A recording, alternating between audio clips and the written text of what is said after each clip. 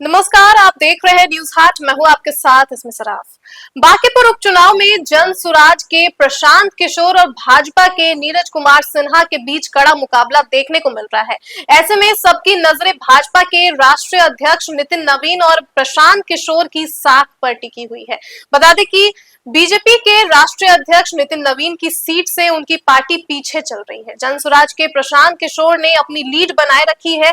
ये video record करते समय तक 9 राउंड हो चुके हैं और जानने के 9 राउंड में जनसुराज 5272 वोटों से आगे है। बीजेपी के नीरज सिन्हा दूसरे नंबर पर है, जबकि राजद की रेखा गुप्ता पिछड़ती दिख रही है। उपचुनाव के लिए जनसुराज के संस्थापक प्रशांत किशोर, बीजेपी के नीरज सिन्हा, आरजेडी की रेखा गुप्ता समेत कुल 25 प्रत्याशी मैदान में है। ऐसे में बता दें कि बिहार की सबसे चर्चित बांकीपुर विधानसभा सीट का चुनावी इतिहास बेहद दिलचस्प रहा है। आज की बांकीपुर विधानसभा सीट पहले पटना पश्चिम के नाम से जानी जाती थी। 2008 में परिसीमन के बाद इसका नाम बदलकर बांकीपुर कर दिया गया। इस सीट पर पहला चुनाव 1957 में हुआ था। तब कांग्रेस के रामशरण साव पहले विधायक बने। इसके बाद 1962 में कांग्रेस के कृष्ण बल्लभ सहाय ने जीत दर्ज की। 1967 में महामाया प्रसाद सिन्हा इस सीट से विधायक बने। उनके इस्तीफे के बाद 1969 के उपचुनाव में सीपीआई के ए.के. सेन ने जीत हासिल की। 1972 में सीपीआई के सुनील मुखर्जी विधायक बने। 1977 में जनता पार्टी के ठाकुर प्रसाद ने चुनाव जीता। इसके बाद 1980 में कांग्रेस के रंजीत सिन्हा ने फिर यह सीट कांग्रेस के नाम कर दी। बांकीपुर के चुनावी इतिहास में सबसे बड़ा उलटफेर 1985 में देखने को मिला था, जब निर्दलीय उम्मीदवार रामानंद यादव ने सभी बड़ी पार्टियों को हराकर जीत दर्ज की थी।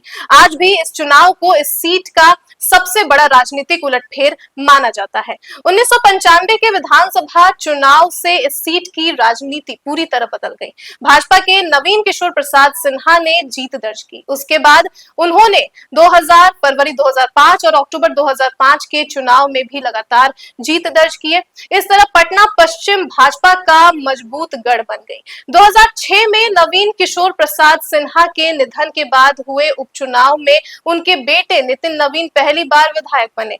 2008 में सीट का नाम बदलकर बांकीपुर हो गया, लेकिन भाजपा की जीत का सिलसिला जारी रहा। नितिन नवीन ने 2010, 2015, 2020 और 2025 के विधानसभा चुनाव में भी लगातार जीत दर्ज की है। इससे साफ है कि 3 दशक से ज्यादा समय से इस सीट पर भाजपा का दबदबा बना हुआ है।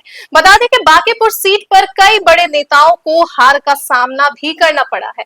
2020 के विधानसभा चुनाव में अभिनेता लव सिन्हा भाजपा के नितिन नवीन से हार गए थे। उसी चुनाव में पुष्पम प्रिया चौधरी भी यहां से मैदान में उतरी, लेकिन जीत नहीं सकी।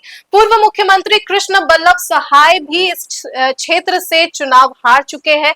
पूर्व केंद्रीय मंत्री रामकृपाल यादव भी पटना पश्चिम सीट से हार चुके हैं। बता दें आपको कि अक्टूबर 2005 में कांग्रेस के राजेश कुमार को भी भाजपा के नवीन किशोर प्रसाद सिन्हा ने हराया था।